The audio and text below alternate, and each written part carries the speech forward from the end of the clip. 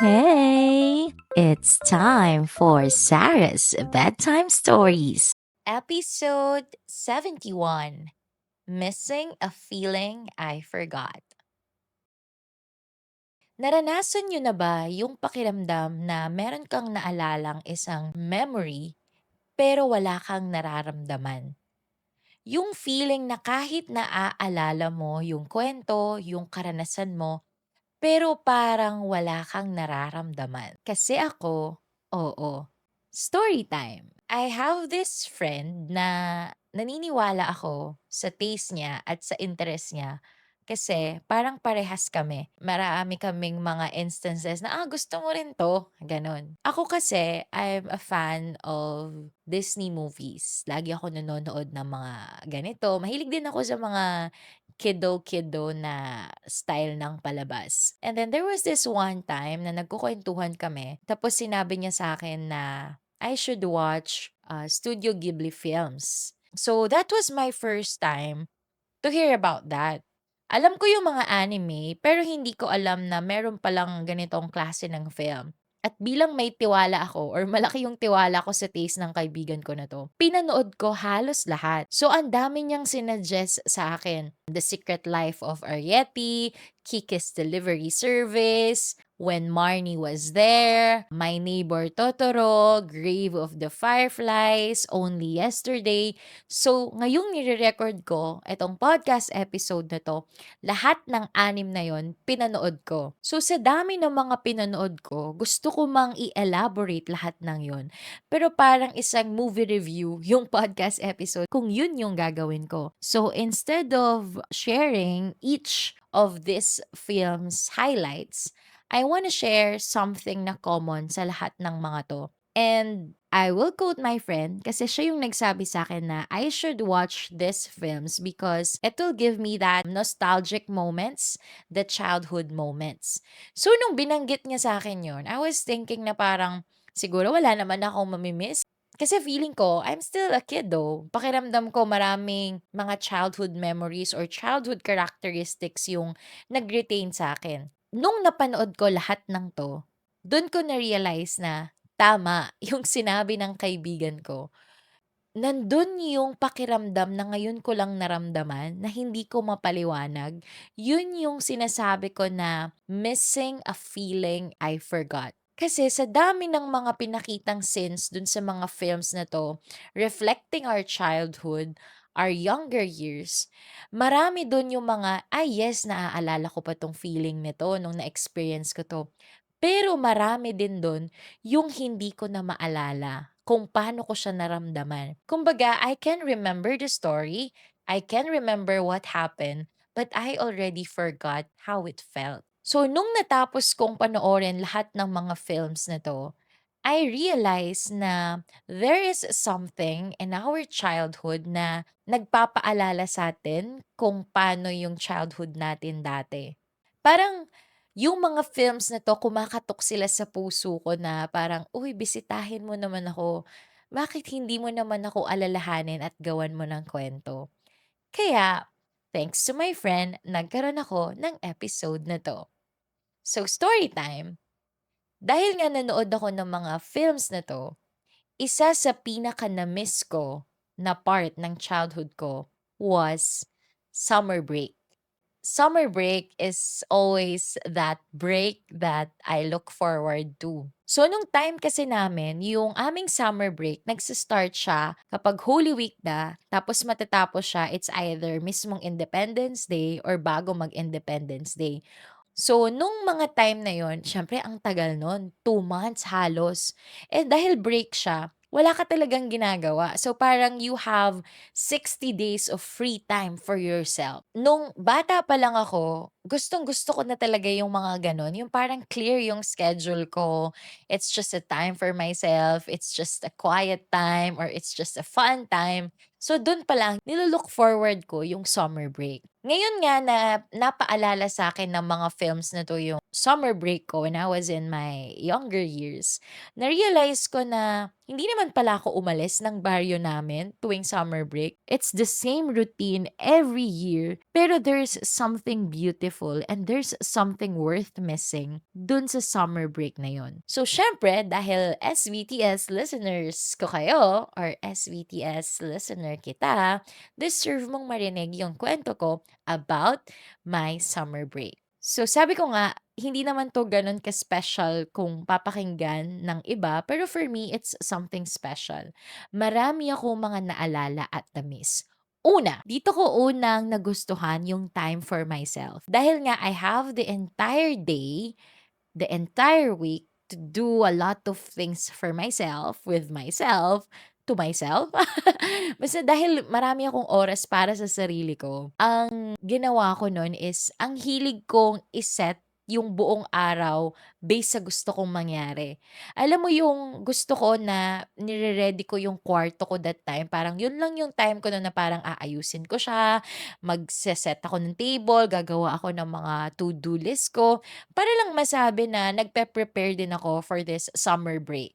Alam mo yung dahil excited ka na may mga gagawin kang activities, parang feeling mo nakakaset ng mood kung nakasabay din yung kwarto mo, nakasabay din yung notebook mo. That is something that I miss. Talking about my schedule, ang schedule ko nun sa isang araw, parte nun is yung manood ng TV. I love cartoons and anime nun. Alam mo yung mga pinapanood ko nun, si Princess Sarah, si Sedi ang Munting Prinsipe, si Detective Conan, Slam Dunk, Grimm's Fairy Tales, kahit nga yung mga Wonder Pets, nandyan na kami. Ganun ba yun? So, pinapanood ko rin yun. So, fan na fan ako ng mga palabas nun sa TV. And I love it when it's summer break kasi ito yung panahon na hindi ako nabibitin sa mga pinapanood ko. Kasi kapag class suspension lang dahil holiday, dahil bumabagyo, minsan ang matataon sa'yo na palabas, part 1 o kaya part 2. Inis na inis ako 'pag gano'n. Siyempre hindi ko na alam yung mangyayari. Wala akong satisfaction after. So 'pag summer break, excited akong manood kasi feeling ko ang dami kong mga episodes na mapapanood and complete yung kwento. So that is something that I miss, but I already forgot the feeling. Bukod sa mga 'yan, pinapanood ko rin, sabi ko nga dun sa dati kong episode, mahilig talaga akong makinig ng music. And isa sa mga sinusubaybayan ko is yung Mix Daily Top 10. Yan yung rason kung bakit minsan ayaw mo pang pumasok kasi inaantay mo kung ano yung top 1, tas ang tagal-tagal.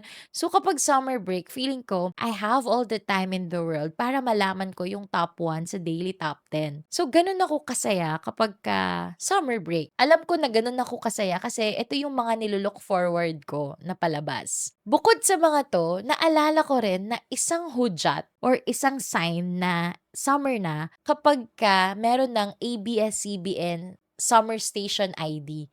Yung mga galaw-galaw sa tag-araw, tsaka yung be the best sa tag-araw, bida, yung mga gano'n. So, baka ma-copyright ako dun, pero hindi naman siguro 'no. Basta na-miss ko yun, parang parte ng summer break ko kapag napanood ko na yon yung station ID ng ABS-CBN, gano'n ko siya nami-miss. Pero nakalimutan ko na kung anong feeling ko that time. Bukod sa mga quiet times, bukod sa mga moments with myself, isa rin na nami-miss ko kapag summer is marami kang kalaro. Kasi kapagka school days, madalas hindi naman kayo naglalaro ng mga kapitbahay mo, eh. Kasi may kanya-kanya kayong schedule, may kanya-kanya kayong tasks. Pero kapagka summer break, alam ko lahat kami nagkikita-kita sa oras na sinabi namin, let's say 3 o'clock, 4 o'clock, magkikita-kita kami ta's maglalaro kami dun sa kalsada namin. Yung kasing kalsada namin, sa baryo namin, free ka kasi to make laro, patintero. Wow! Hindi, puwede ka kasing maglaro ng patintero dun. Bukod sa sementado siya, hindi kasi masyadong dumadaan yung mga sasakyan. Kasi walang dumadaan na sasakyan. So, parang yun yung chance namin to mingle with other kids.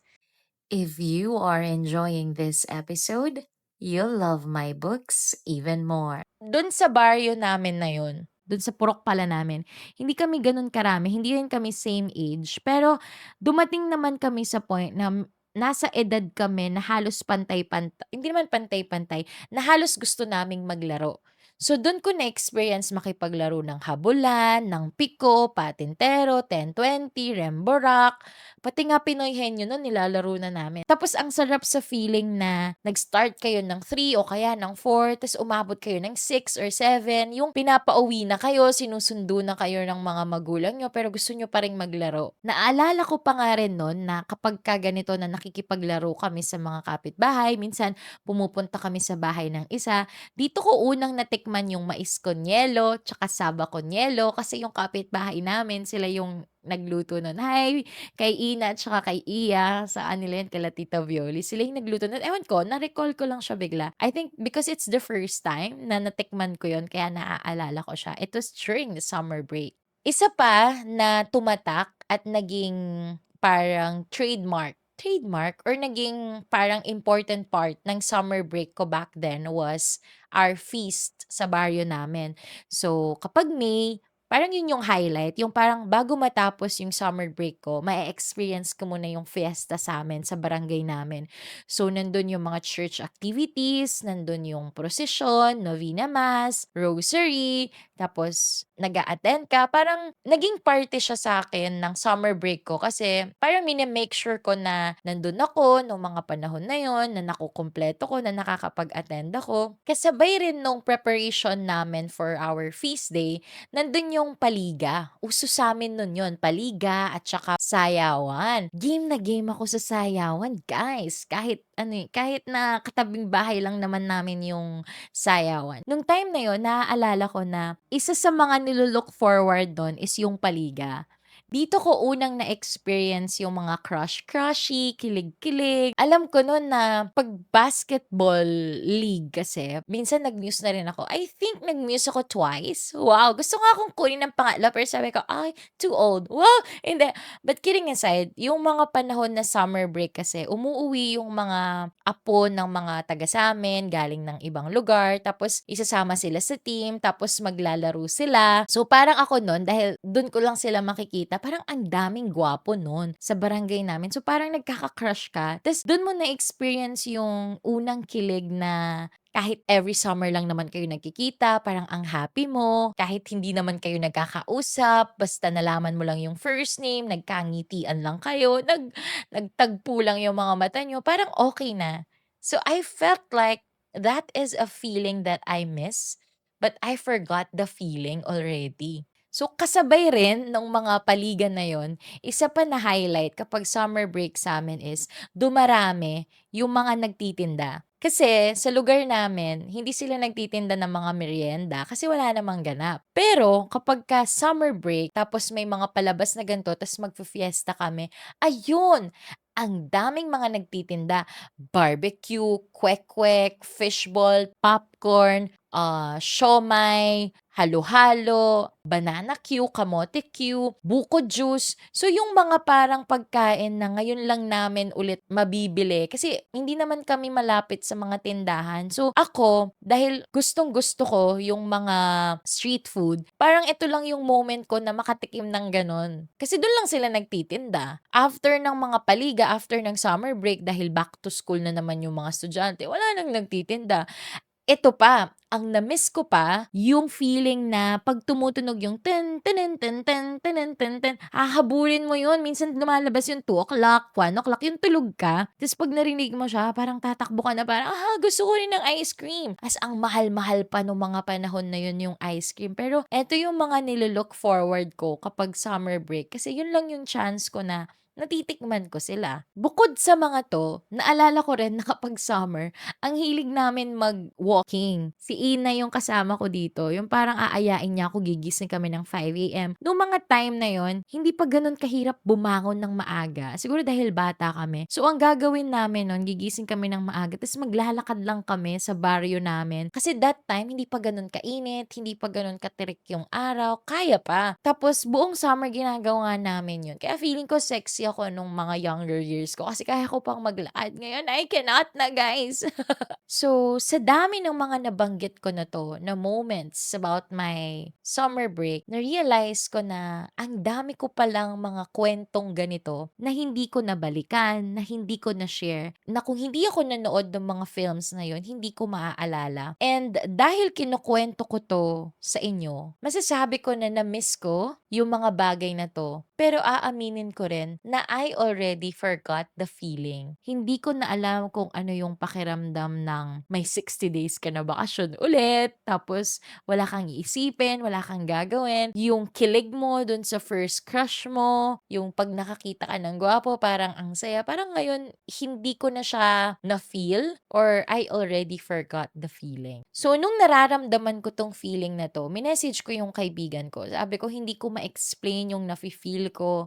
Kasi parang empty, na missing, na nostalgic, na basta halo-halo siya. And then ang sinabi sa akin ng kaibigan ko, lagi naman nating kasama yung childhood natin. We just have to revisit it sometime, sabi niya. So nung sinabi niya yon, ginawa ko naman. Because I'm such a masunurin friend. So yung ginawa ko, sinulat ko yung mga naaalala ko sa summer break. Kaya shinare ko sa inyo. So mga ilang oras din yon, nag-reflect ako kung ano yung nararamdaman ko, ano ba yung iniisip ko. Bakit kaya merong mga memories na naaalala natin pero nakalimutan na natin yung pakiramdam? Iniisip ko, paano nangyari yon? Parang hindi ko naman namalayan na tumanda na pala ako ng ganun. Bakit parang hindi ako nabigyan ng sign or ng warning na paalis na pala ako sa childhood ko? Yung mga nakasanayan ko pala na summer break, unti-unti na palang nagbago pero na-realize ko lang siya nung totaling wala na. Actually, nung totaling nawala na, hindi ko pa rin nga na-realize eh. If hindi ko pa napanood yung mga films na 'to, hindi ko ma-realize na nawala na yun. Parang iba na. Hindi na yun yung summer break na meron ako. And my answer, hindi ko sinasabing tama ako, pero as of now, na nire-record ko tong podcast episode na 'to, na-realize ko na kaya siguro may mga bagay tayong nami-miss, pero hindi na natin matandaan ng pakiramdam kasi part siya ng pagtanda or ganun siguro ang mundo. Siguro dahil patuloy tayong nabubuhay, tumatanda, nag-iiba yung ginagawa natin, yung schedules natin, pati yung mga priorities natin. And nagbabago sila. Hindi naman drastic yung pagbabago eh. It's paunti-unti. Paunti-unti na hindi natin mapapansin na nagbabago na pala. Na-realize ko na yung summer break memories ko, unti-unti kong nakalimutan yung pakiramdam. Kasi una, unti-unting nababawasan yung mga kalaro ko sa barangay namin. Unti-unti silang umaalis, unti-unti kaming hindi nagkikita, unti-unti rin nagbabago yung mga interest namin. Kung dati mahilig kaming magpatintero, nakahiligan na namin bigla social media, so hindi na kami nakapaglaro. Nag-i-interact na lang kami sa cellphone, 'di ba, sa social media. Naisip ko rin na yung mga palabas sa TV, eto hindi ko naman kontrolado pero dumating din dun sa point na hindi na yun yung mga palabas na pinapalabas nila. So kahit gusto kong panoorin yung mga yun, wala na. Yung mga crushy-crushy ko sa basketball, syempre tumatanda rin sila, nagkakaroon din sila ng girlfriend. So parang nawawala rin yung kilig factor ng meron kang hinahangaan from afar. Even nga yung mga nagtitinda sa barangay namin, I remember kung sino yung mga nagtitinda na yun noon. Hanggang dun sa huling memory ko nung nagtinda, nung last na summer break na may nagtinda, hindi na rin yun yung mga taon na kinalakihan kong nagtitinda ng merienda. And that is something na hindi ko makokontrol kasi syempre maghahanap sila ng mas kumikitang pangkabuhayan para mag-survive. Doon ko natutunan yung lesson na may mga bagay na namimiss natin pero hindi na natin maibabalik kasi hindi lang ikaw ang kailangang kumilos para mangyari ulit yun. Bukod doon, naisip ko rin na nung bata tayo, nung hindi pa tayo aware na ganito yung realizations natin pagtanda natin, parang dun sa moment na yun, ang mahalaga lang sa atin na i-experience natin siya. Na nandun tayo sa moment na yun, na nararamdaman natin yun. Pero hindi ko naisip na darating pala sa point na kapag ka hindi mo na siya inaalala, kapag hindi mo na siya binabalik-balikan, mawawala pala siya ng paunti-unti. Kasi gano'n yung naramdaman ko. Buti nga ngayon naaalala ko pa yung kwento. Pero what if hindi ko na naalala? What if hindi ko na kinuwento sa podcast episode na 'to? 10 years from now, maaalala ko pa kaya ito? My thoughts, pakiramdam ko, hindi lahat ng mga masasayang alaala is buo pa rin sa puso natin. Kagaya nga ng kinukwento ko magsimula kanina, natatandaan ko yung mga kwento ng summer break ko, pero hindi ko na maramdaman yung feeling na nararamdaman ko noon pag na-experience ko siya. At kahit gusto kong maranasan ulit yung same summer break feels, hindi ko na siya magagawa kasi para gawin ko yun, ang daming taga-barangay namin ang kailangan kong pabalikin. Which is alam ko naman na hindi na yun yung self nila ngayon. Naisip ko rin na hindi ko na mababalik yung buong summer break experience ko kasi iba-iba na kami ng priorities ngayon. Hindi ko naman sila kontrolado kasi lang gusto ko ma-feel yung summer break na yun, papabalikin ko sila. 'Di ba? We already found our lives.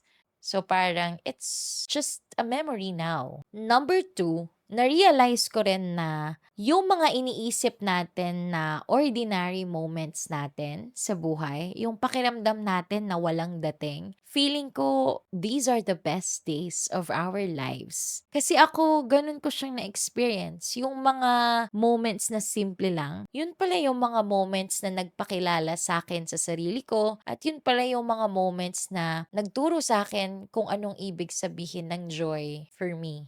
Na-realize ko rin na kaya siguro meron tayo mga memories na nami-miss kasi ito yung mga moments na totoo na nagpa-feel sa atin na ganito yung mga memorable moments in life. Kasi the fact na natandaan mo siya, nakwento mo siya, parang isa siyang proof na ganito maging masaya. And na-realize ko rin na missing a feeling I forgot helped me to challenge myself to feel another beautiful summer break. Na-realize ko na dahil nag-look back ako sa summer break na minahal ko, parang may challenge sa akin ngayon na in order for me to feel that summer break feeling again, bakit hindi ako gumawa ng bago kong version ng summer break?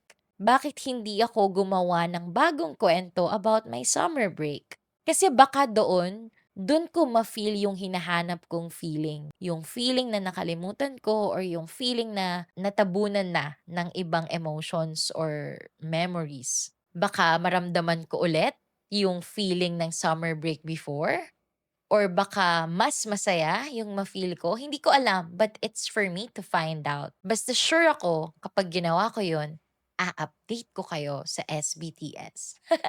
So to end this podcast episode, I realized that I might have forgotten that feeling, but I can say and I can remember that I was once a kid and I had a good childhood. To really end this podcast episode, I want to share with you what my friend taught me. Sabi niya sa akin, do not forget your childhood. So, hey, this is Sarah.